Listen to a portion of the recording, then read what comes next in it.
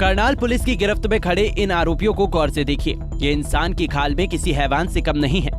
ये ऐसे हैवान हैं जिन्होंने चंद पैसों की खातिर फुसगढ़ की गौशाला में 45 से अधिक गायों को गुड़ में सल्फास मिलाकर खिलाया और उन्हें बेरहमी से मौत के घाट उतार दिया।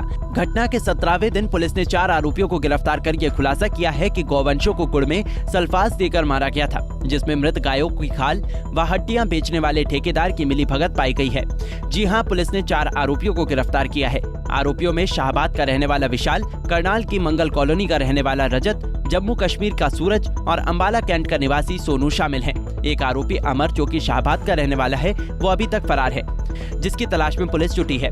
यह आरोपी एक गाय की खाल और चर्बी बेचकर 8 से 10 हजार रुपए कमाते थे और इसके लिए वो रोजाना 4 से 5 गायों को जहर देकर मौत के घाट उतार देते थे। गौशाला में जो है 45 गायें तो एक ही दम मरी थी और उसके बाद भी 4-5 गायें और मरी थी। मतलब करीब 50 गायें 27 तारीख को सुबह मरी थी। और जैसे ही सूचना मिली थी वहाँ मौके पे सारा प्रशासन भी गया था, हम भी मौके पे गए थे। और उसी दिन से हमें ये इस गुत्थी को सुलझाने में कि इतनी ज़्यादा गायें कैसे मरी हैं, सभी गायें का पोस्टमार्टम करवाया गया था। और पोस्टमार्टम रिपोर्ट जल्दी मंगवाने के लिए एसपी साहब ने 2 बार डीओ लेटर्स भी लिखे हैं। और पोस्टमार्टम जब रिपोर्ट आ गई कि उसमें इन गायों को सल्फास जो जहर था वो दिया गया है, तो उसके बाद फिर और हमने अपनी जो जांच को तेज़ किया। सीसीटीवी कैमरे, इनकी कॉल डिटेल्स, लोकेशन और हर एक वो आदमी जो गौशाला से जुड़ा हुआ था, हमने सबसे पूछताछ की बिल्कुल बारीकी से। और लास्ट में फिर हमें पता चला कि ये जो अमित है यहाँ पे, जो डेहा जाति का प्रधान है, इसके रिश्तेदारों ने, अमित ने यहाँ ठेका लिया हुआ है। और जो मृत गाय उठाने का है, उसने यहाँ काम करने के लिए उसका भाई है रजत, एक उसका साला है और एक उसका चाचा है विशाल। विशाल का भतीजा आगे एक अमन है, अमर, और एक सोनू है। ये 5 आदमी यहाँ काम करते थे। 50-50 के पार्टनर थे। एक पार्टनर इनका विशाल था और दूसरा ये अमित था। तो 5 लोग ये लगातार यहाँ काम कर रहे थे। इस काम को करने के लिए उन्होंने यमुना के पास, मंगलौरा के पास काफ़ी ज़मीन भी ली थी, जिसमें हड्डी और उसको खाल उतारने का काम करते थे। तो इनकी इन्वेस्टमेंट जो इन्होंने आप बताया कि इन्वेस्ट इनका काफ़ी हो गया था। जो विशाल है, पहले भी अंबाला में काम करता था ऐसे ही गाय के मृत पशु उठाने का। और वहाँ इसके साथ था जो वो सूरज नाम का एक लड़का था। वहाँ क्या करते थे, जो आवारा पशु हैं उनको जहर दे देते थे और जब वो मर जाते थे उनकी खाल उतार लेते थे और उनकी हड्डियाँ वगैरह बेचते थे।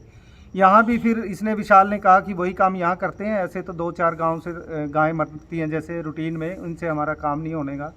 फिर ये अंबाला से जहर लेके आया है, वही सल्फास जो रूटीन में देते थे, पाउच हैं सल्फास के। और 1-2 बार इन्होंने रूटीन में दिया है। 26 तारीख को बसंत पंचमी थी। इन्होंने बताया कि दिन में दारू पीना इन्होंने शुरू कर दिया था, पतंग उड़ा रहे थे और बीच बीच में दारू पी रहे थे। सारा दिन दारू पीते रहे। शाम को इन्होंने सलाह बनाई कि चलो आप गौशाला चलते हैं और जहर दे आते हैं। फिर ये लेट नाइट थोड़ा सा वहाँ गए। उस दिन इन्होंने 10 पाउच इनके पास रखे थे। जो विशाल ने, इन्होंने बताया कि सारे के सारे पाउच जो है वो 2.5-3 किलो गुड़ था। पहले गुड़ को इन्होंने मैश किया और उसमें वो सारे पाउच मिला दिए। फिर ये 2 मोटरसाइकिलों पे बैठ के, एक मोटरसाइकिल पे 2 और एक मोटरसाइकिल पे 3 बंदे बैठे और फिर गौशाला में गए। फिर इन्होंने 2 शेल्टर्स में घुस के 2 बंदों ने अलग अलग में उन्होंने जो जहर था वो गाय की खुरलियों में डाल दिया। इसलिए बहुत इतनी ज्यादा संख्या में गाय। हमारे देश में गाय को न केवल माँ की तरह पूजा जाता है, बल्कि हमारी संस्कृति में गाय को पवित्र भी माना जाता है। लेकिन कुछ ऐसे लोग हैं जो कि चंद पैसों की खनन में इंसान से हैवान बन जाते हैं और इस तरह से जहर देकर गायों को तड़पा तड़पा कर मार देते हैं। करीब 50 गौवंशों के मौत के इस मामले में खाल और हड्डियों का धंधा तो सामने आया है, लेकिन अभी तक इस पूरे घटनाक्रम का मास्टरमाइंड फरार है, जिसकी गिरफ्तारी के बाद और भी कई बड़े खुलासे हो सकते हैं। सर, विशाल और सूरज जो जिन पर पहले भी मामला दर्ज है, क्या उनकी गिरफ्तारी भी हुई थी इसी मामले में?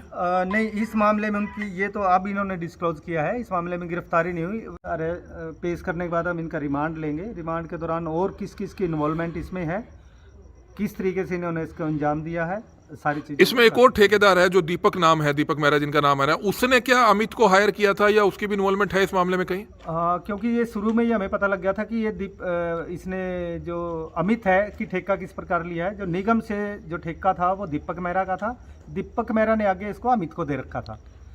तो जो वहाँ पे गौशाला में काम करते हैं वर्कर्स, जो घास वगैरह डालते हैं, उनके जो पेमेंट है, जो सैलरी है, वो भी दीपक मेहरा देता था। तो हड्डी और चर्बी के कारोबार में क्या उसकी भी इन्वॉल्वमेंट पाई गई है? फिलहाल इनको अरेस्ट किया है आज, और रिमांड के दौरान हर किसी की जिसकी भी इन्वॉल्वमेंट होगी वो देखा जाएगा। एक जो अमित है यहाँ डेहा प्रधान है, वो उसका साला है और उसका भाई भी है। उन दोनों का जो फरार चल रहा अमर है, जिसका नाम अमर है, वो कब तक गिरफ्तार होगा?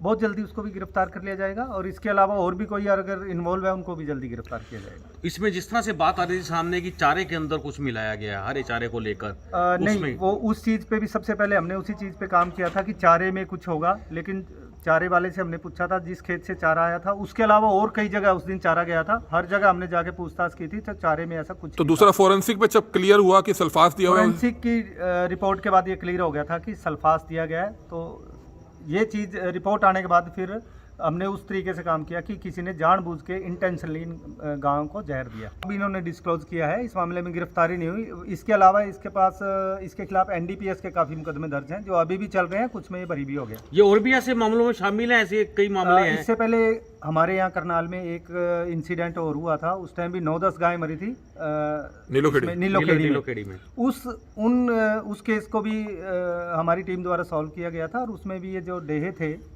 वही उसमें मिले थे। एक नीलोखेड़ी का रहने वाला था और 2-3 उसमें शाहबाद के थे। वही मॉडस ऑपरेंडी वही थी कि जो जहर के पाउच थे वो मिला के गुड़ में दिए गए थे। तो उस पर भी हमने काम किया हुआ था पहले, और उसके इससे पहले कुरुक्षेत्र में गौशाला है, वहाँ पर भी डेहे काम करते थे और उस गौशाला में भी डेहों ने एक दिन जहर दे दिया था। ज़्यादा गाय मरी तो उन्होंने भी पोस्टमार्टम करवाया तो ये सल्फास दिया गया था। बता दें कि गौशाला में गायों के कम मरने की वजह से इनका धंधा मंदा हो गया था, जिसकी वजह से ठेकेदार के कारिंदों ने इस वारदात को अंजाम तक पहुंचाया।